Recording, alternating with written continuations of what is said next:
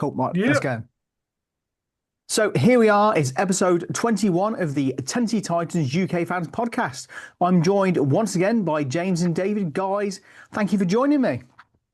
I So it was the final game of the season in Nashville, in Tennessee, at Nissan Stadium, and the Titans found to defeat once more. It was the Saints 36, was it 36 26? Oh, sorry, I'm all over the place today. I do apologise. So it was the Saints 34, the Titans 26. A great effort from the Titans, very entertaining game.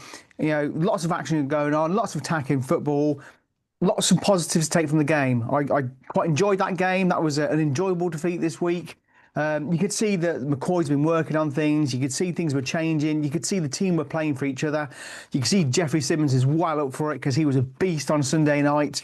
Cam Ward was looking good going forward. We had a few issues during the game. And the positives were there. It looks like whatever McCoy's been doing and the coaching staff, it seems to be working now. We're still not getting the results we need, but it's entertaining football, which is what we want to be, is entertained, win or lose. So, guys, did you enjoy the game as much as I did?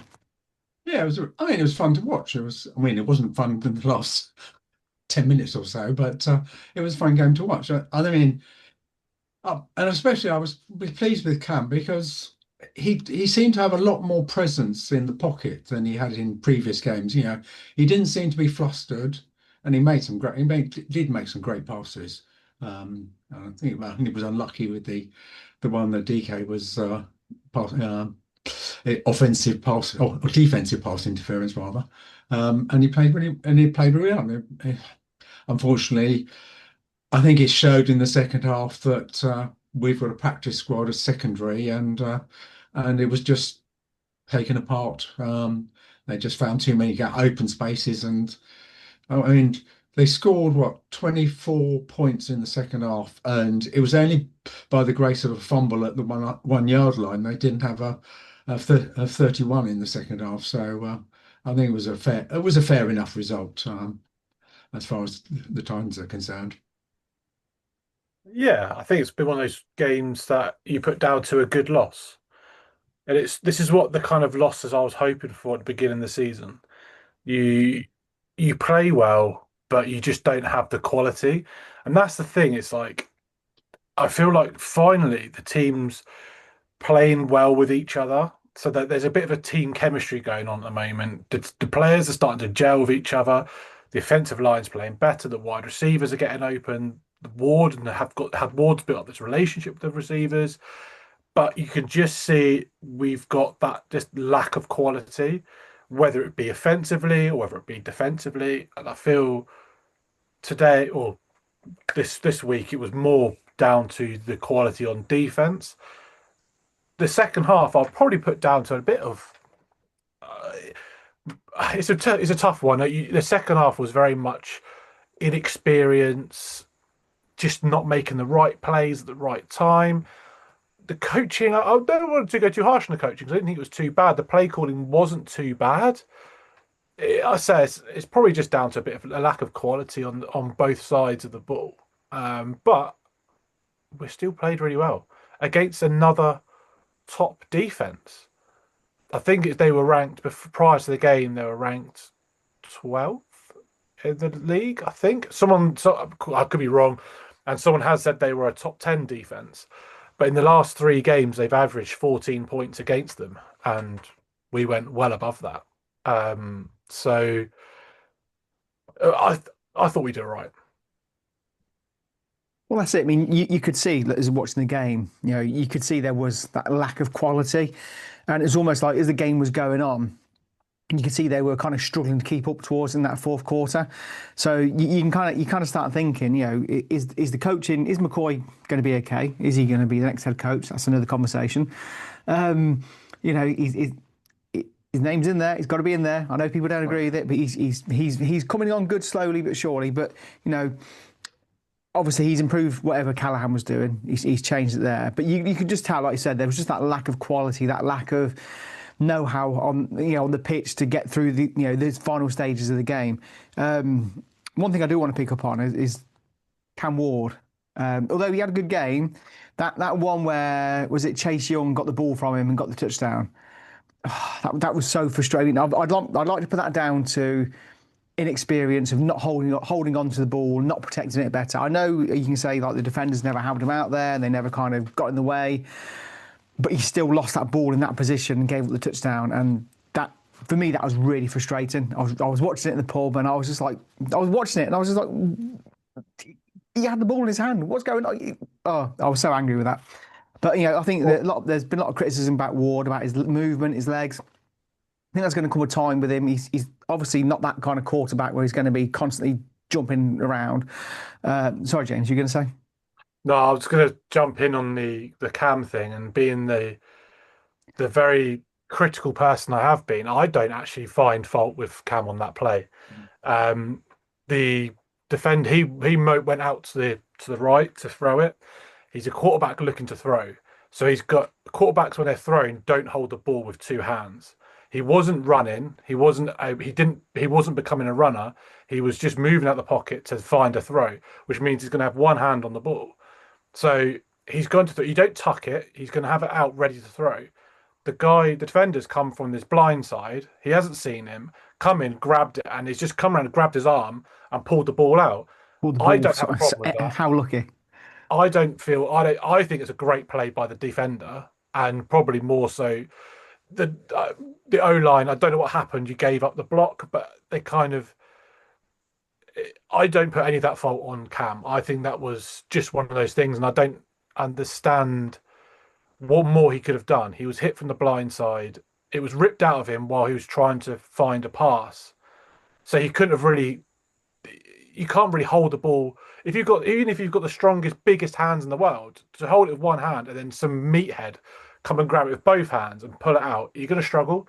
So for me, as a big not a hater, I'm not a hater of Cam, but someone that's very critical of Cam, I don't have any issues with that play at all. I don't blame him for that at all. Yeah, I agree with he's James. probably fine. I don't think he was at fault in that play.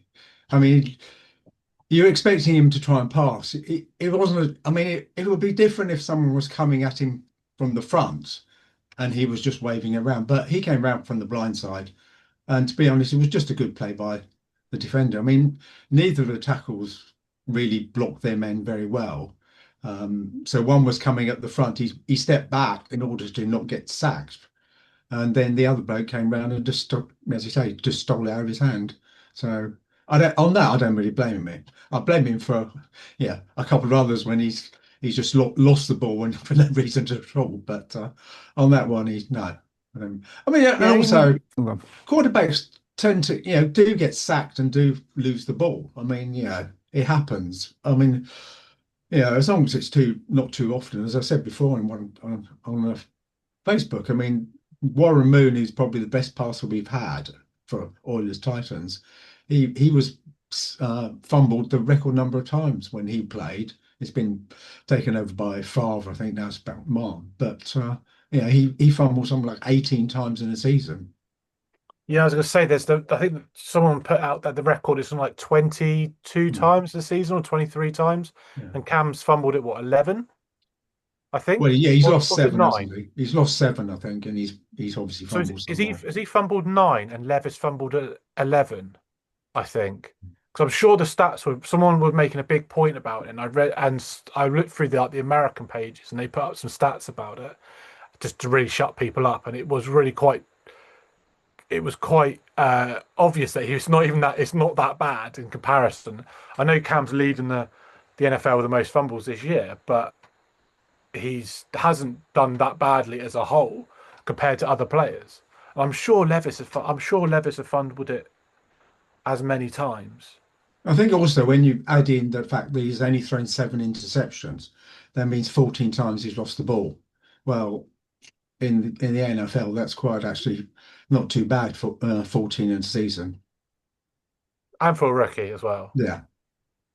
Well, he's a rookie in a poor team, which again, there doesn't happen a situation when if you're a rookie in a half decent team, you've got half a chance of not making all these interceptions and fumbles. But when you're a rookie in a very poor team that's had a real struggle of a season, it's going to be more pressure and it's going to make it more difficult. But you just kind of hope that once he gets a better team around him, he's learnt quickly from these mistakes.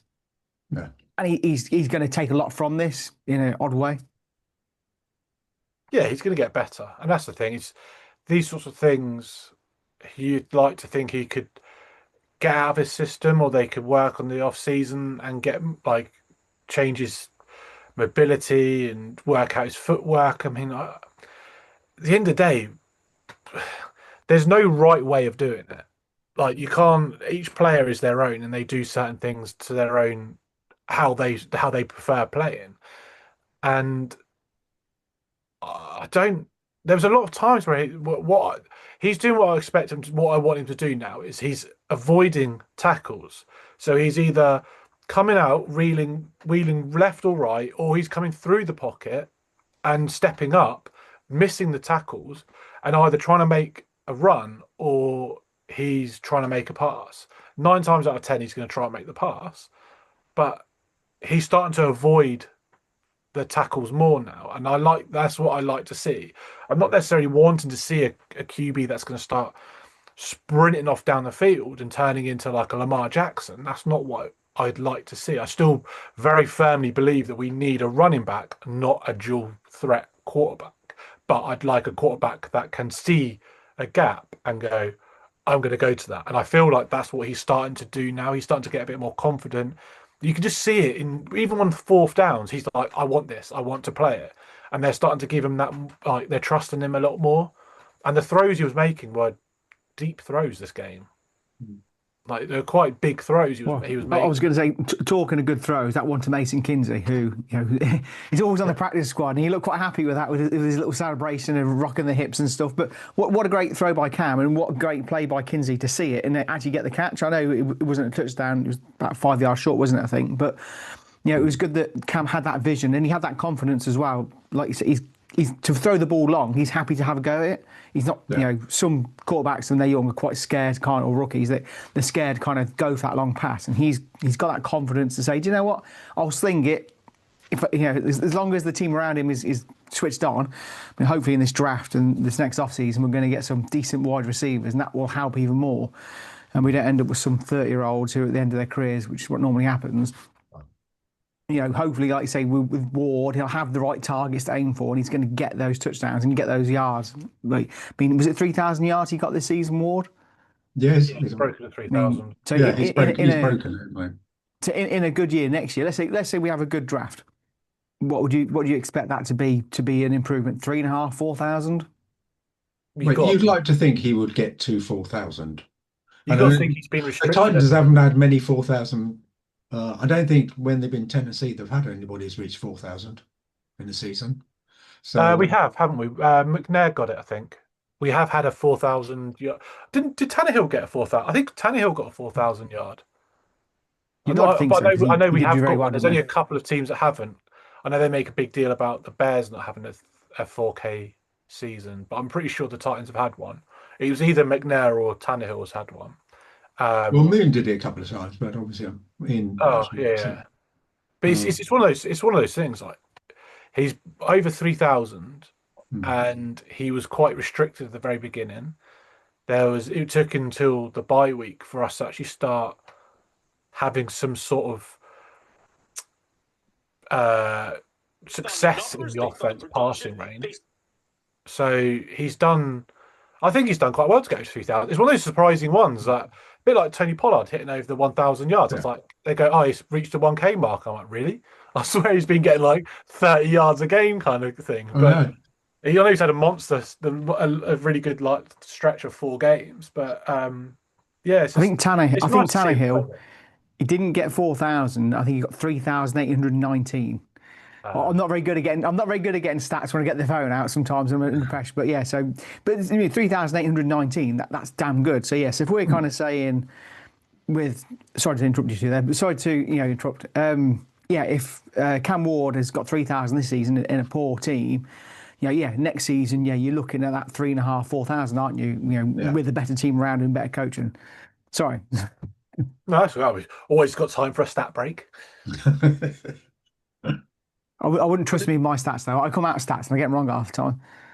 Well, I know people are very quick to jump on Cam Ward's back, and I've noticed it a lot, is when there's like a rookie, we come up against a rookie quarterback. Sanders had a really good game against us, put up 300 yards. Tyler Show put up, I think that's his name, put up over 300 yards. Like they're against the perspective of we're playing. So Cam put up 250 yards, I think, against the Saints, who had starters playing for them. They had their, whether you want to say they're top players or they had good players. The Titans are a third string practice squad defense. There's the stats of the games of people what we are playing is I think only one player on our secondary minus Hooker was in the depth charts at the start of the season. Mm. So the rest are all practice people we brought up the practice squad or people we've hit off waivers that of teams that didn't want those particular players. And apart from Hooker's the only one in that secondary that's a starter, and he's been awful this year. So I say it's fringe players. It's players that are just not good enough. Like that Hall guy, you can tell he's a fourth string like cornerback. He got burnt up the whole game. Yes, he made a great play for the fumble on the goal line, but missing tackles, not getting. He was nowhere near on coverage, and people are forgetting that when they're going up and they're trying to compare Cam. Cam's going up against a top defense, and these other quarterbacks are going up against I say a real practice squad. Like it is a practice squad defense, and if you defensive pass interference didn't happen, Cam would have put up over 300 yards. I think the trouble is also that they're inexperienced, but also they're inexperienced with playing in actually NFL and playing zone. So quite often players sort of see someone coming and into his area, and then they're supposed to let him go for the next person to be in their zone, but they carry on going, and that's why they get these big spaces where someone's just standing in miles of real estate. Yeah, I don't think there's. I looked back at the highlights today, and I was just watching them, and I was like, the time that when Olave and Johnson were targeted, their two main threats, they just were stood in acres of space. They could stand still, get the catch, or even adjust to where the ball's coming, make the catch, and still try and get yards after the catch. Whereas if you look at the majority of the Titans throws, majority of them were contested. There was a couple that were open, with good movement, but majority of them there's a cornerback right next to them or a safety next to that particular player.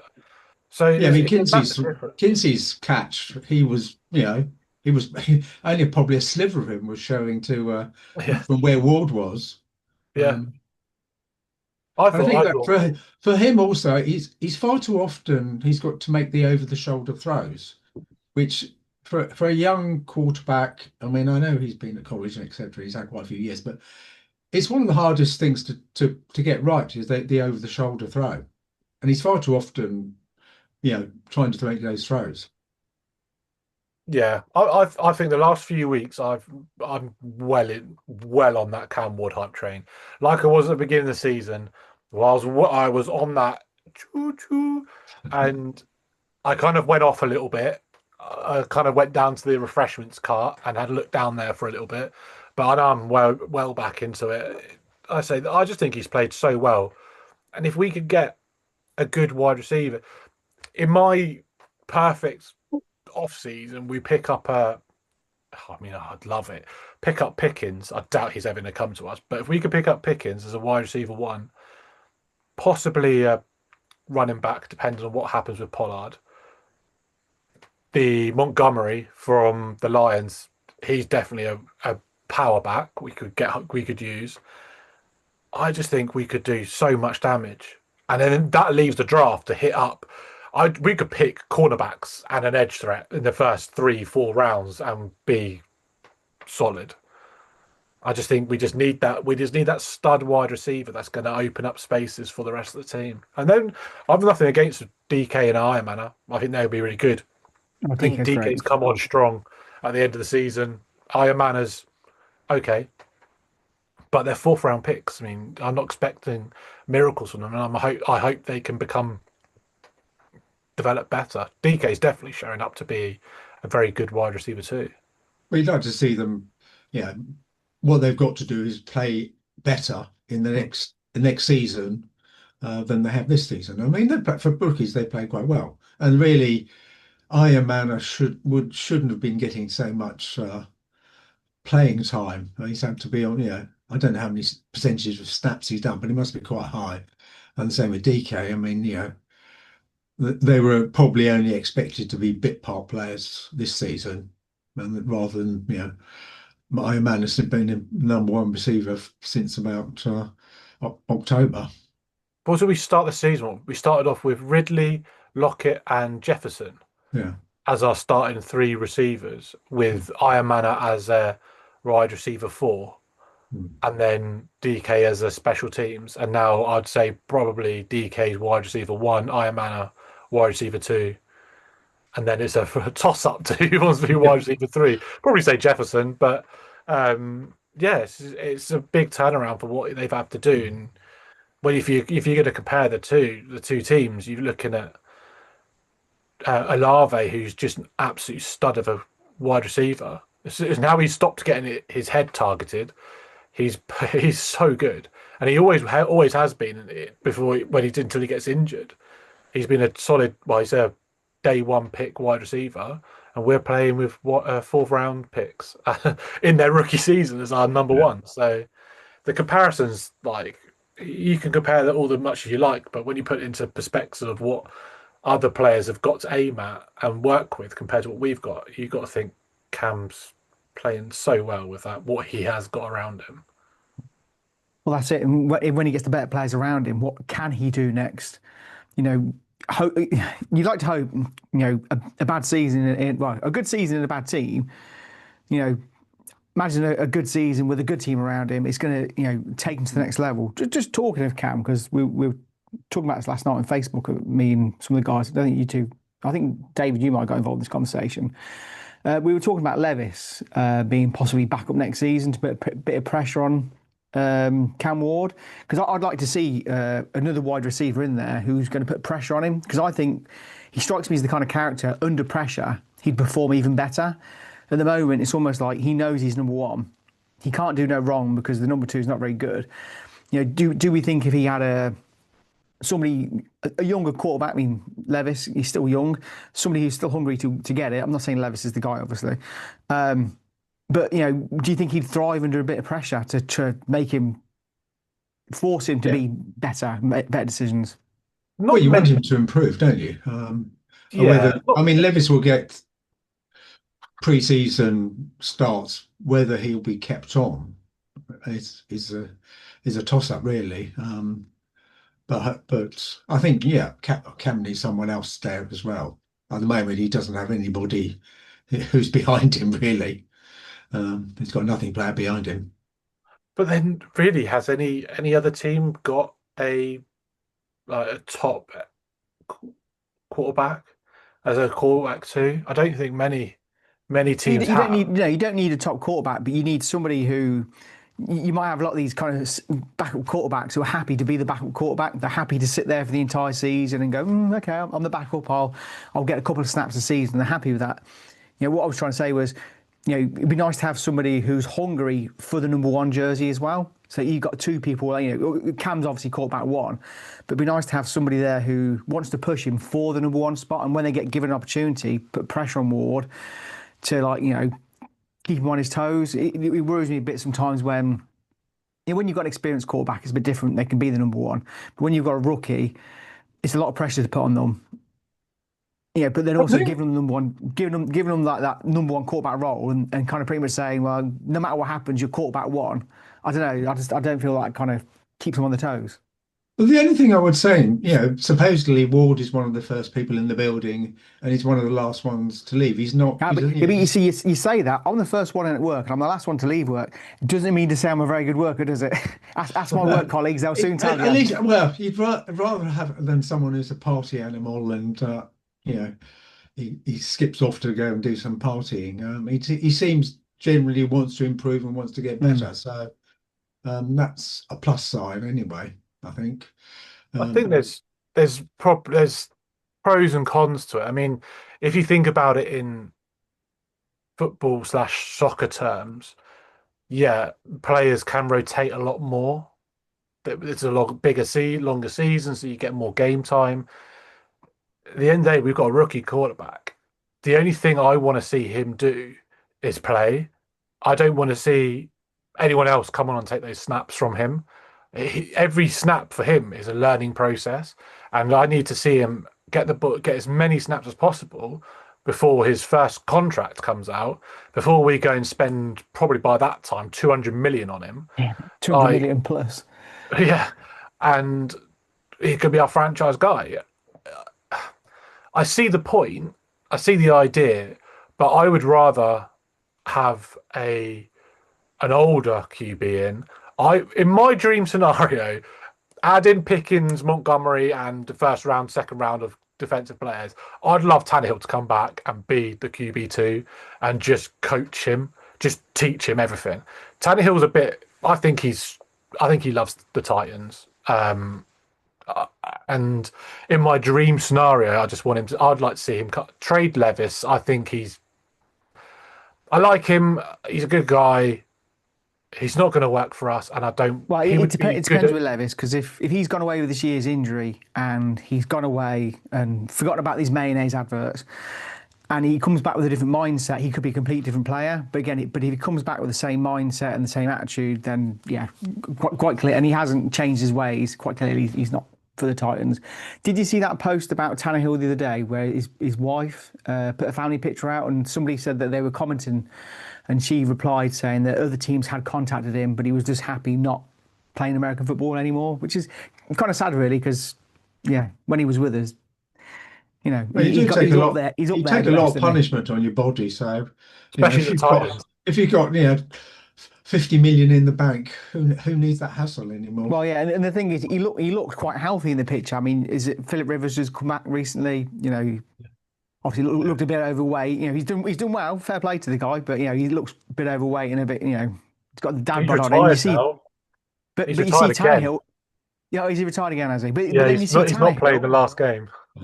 Tannehill looks fitter now than he did when he played with the Titans. It's like he's obviously looked after himself even better. So, but when these players retire, you can't blame them. But Tannehill looks ready to go. But yeah, I think the Tannehill dream. As much as I agree with you, I'd like to see him on the coaching. I'd like to see him. Maybe he's backup quarterback.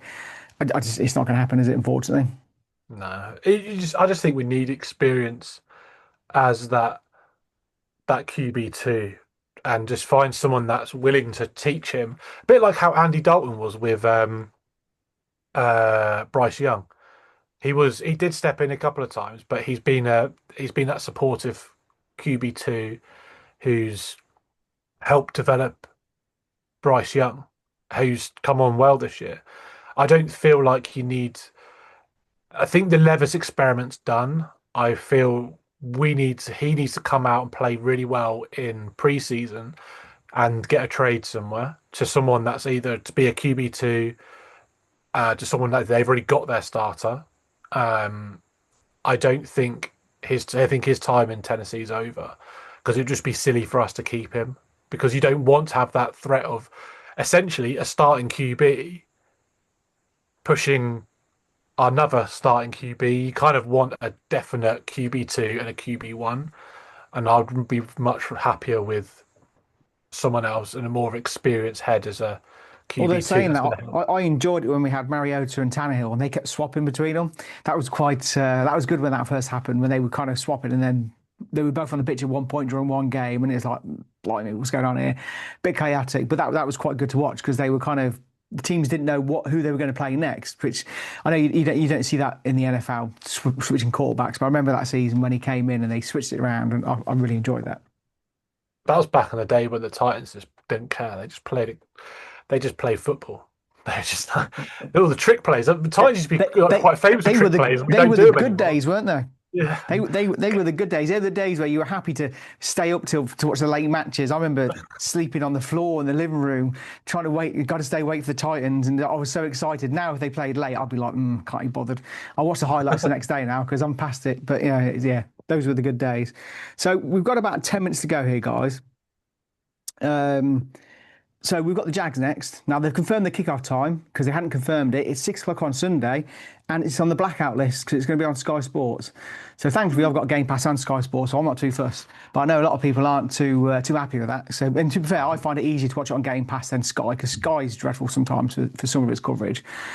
So okay, we're playing the Jags. The Jags are in the playoffs. They're in hunt. They're still in the hunt. I can't remember. Yeah, they're in the playoffs. They could I was a get bit drunk on number Sunday. one seed if the other two lose.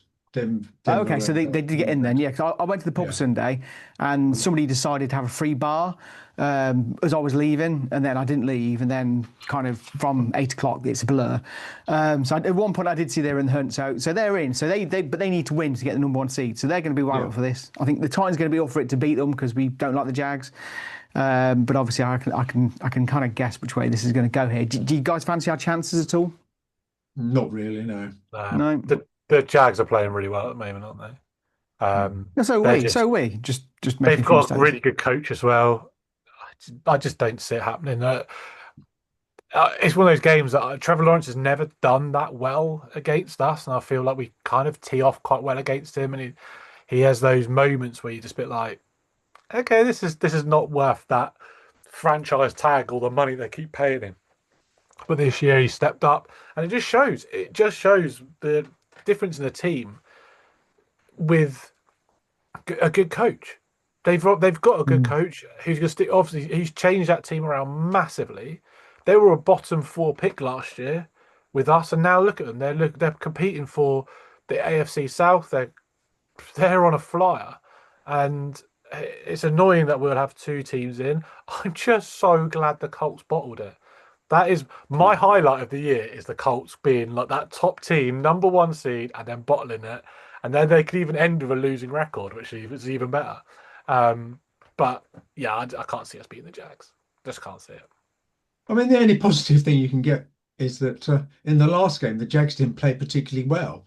Although it was, 20 whatever to 3 or something. And they didn't actually play that well. So there is a possibility. But so I'd expect us to score more points. But if any, the secondary plays like it did on Sunday, it's not going to be a low scoring game for us, unfortunately. It's just going to be a challenge, isn't it? We're up against another top defense. The Jags have got a really good defense, and they're struggling with it. They've had injuries, but that defensive line is so good, and we always struggle against them. A good defensive line. Again, it'd be another good test for that O line if we can start keeping Cam give him a bit of time. We could hopefully. I'd like to see us score a couple. Yeah, do 3 points. It's fine. We get an early kick. That's it. That's it. Switch it over. It's fine. We've scored some points. We'll switch it off now. Is that what you're going to be like on Sunday night? Is it? I just don't want to see a fourth down base. Well, I just don't want to see a kick attempt. Every fourth down, just play. But there's no point. We're out. Well, no, yeah. Let's just see what he's got. Let's put pressure on them. Let's do the Lions thing and just hit every fourth down. Just go for it. Don't go for kicks. Yeah, I mean, there's no reason why they can't play more aggressively. I mean, it's not going to make a lot. Well, to be honest, it hasn't made a lot of difference since about week 9, has it? It's all been gone. But we'd like to see a bit more. I mean, they far too often, like in the last game, they get 8 yards on first down, and then they run the ball. Surely, when you've got 2 yards to go, you think, right, this is the time to pass it, because I'm going to run it next time, and then hopefully, if not, probably go for it on fourth down unless we get a negative play. But no. So Go on then, guys. I want to hear some predictions. I want to hear you both say Titans going to win, and I want a really positive scoreline. Who's going to go first? Well, you're going to be disappointed because they're not going to win. I would say 17-28 To the Titans, yeah. No, to the home team, the Go on then, Jags. James. I'm gonna go. Gonna go. Pencils ready. Come on. 34-21 to the Jags. What? Well, I'm going 34-26 to the Titans. I think we're gonna have the same scoreline as we had this week, but it's going to be the other way around. And like you say, on fourth down, I think we're going to go for it. We're just going to just keep slinging it. There's going to be loads of interceptions, loads of fumbles. I think it's going to be one of these chaotic games, not an entertaining game, just chaos. And we're going to be that bad.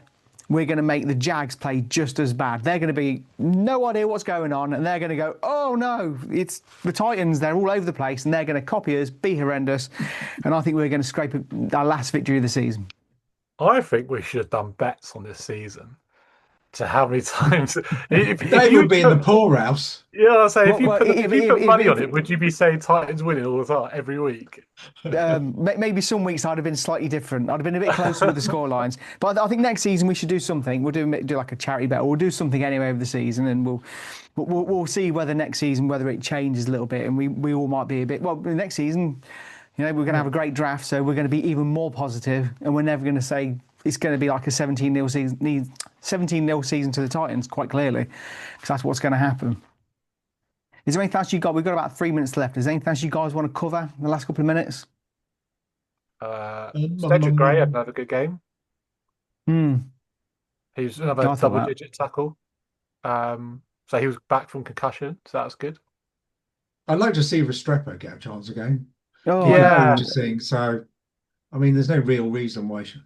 Because I don't know if Jefferson is out for the next game. Yes, he's done, isn't he? He's done for the season. So, therefore, we're going to need someone else. So, why not get him out? Well, that's it. I mean, we've seen Kinsey come back into it again, which, okay, he had a good catch, so can't not knock him. But, yeah, I mean, you'd like to think either is Restrepo. I mean, you've seen the clips of him training. He's moving quite well, so it's not as if it looks like he's struggling a little bit. So he's obviously fit.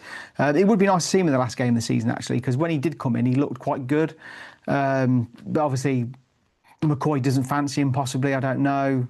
I know people say he's not an NFL player. Well, they wouldn't have kept him on the practice squad this long if he wasn't any good. So he's got to have something about him. So yeah, I'd like to see Restrepo come back because he brought a bit of excitement, didn't he, to the Titans.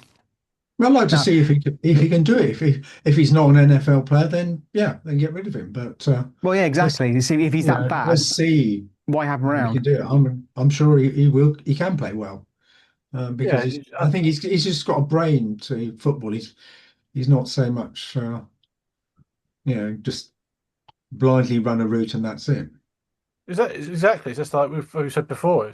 He's got that knowledge and vision to play alongside Cam, and now Cam's getting more protection. He's kind of moving out the pocket and extending the play, but sometimes our wide receivers aren't open, and you need someone like Restrepo who just finds those spaces to be that target. And I feel like he's definitely worth a shot. I'd rather see him in this last game to make my mind up on him, because so far at the moment I feel like he deserves to stay for us next season. That's one complicated thing I want to say, is that the amount of time Cam had a lot of time, but yet no receivers were able to get open, and he then had to dart out or whatever. Sling it. Yeah, I think it's just good. I think it's just we've just come against really good defenses this year. We haven't played anyone really that bad. Cardinals, like everything else. Just trying to think how many we've played. A lot of, at least the top half defense. I think it's just the Raiders and the Cardinals are the two teams that we've played. And actually, we played pretty badly against the Raiders. Right, I'm going to have to cut you guys off there because we're down to less than 30 seconds on the podcast. So listen, once again, thanks for joining me. We'll obviously meet up again next week after we've beaten the Jags 34-26, because that's what's going to happen. So again, anyone who's watched us, there are millions of fans. Obviously, it's on YouTube, Spotify. You'll find us on Facebook on a Sunday, especially on a Sunday, having a good chat. So we'll leave it there because it's about to cut out, and I'll speak to you guys soon. Happy New Year to everybody. Yeah, cool. Cheers. See you later.